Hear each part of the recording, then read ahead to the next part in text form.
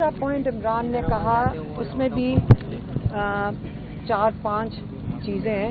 उन्होंने कहा मेरे पास FIA आई और उन्होंने आके कहा कि आप पीका ऑर्डिनेंस के तहत आपके ऊपर कार्रवाई क्यों ना की जाए, क्योंकि आपका जो ट्विटर अकाउंट है उसके अंदर एंटी स्टेट चीज़ें आ रही हैं। तो इमरान खान ने कहा कि मैंने उनको कहा है कि मैं एक्स प्राइम मिनिस्टर हूँ पाकिस्तान का, 80% लोगों की मैं नुमाइंदगी कर रहा हूँ, और जब मुझे अपने लोगों के लिए बात करनी और उनकी भलाई के लिए बात करनी होगी तो मैं बिल्कुल, मेरे पास पूरा अख्तियार है और मेरी मर्जी है, जब मैं उनके लिए आवाज़ उठानी होगी मैं बिल्कुल उठाऊंगा और कोई मुझे रोक नहीं सकता। और उन्होंने कहा कि पहला सवाल क्या था? हाँ, दूसरा कौन सा था? अच्छा, कौन सा?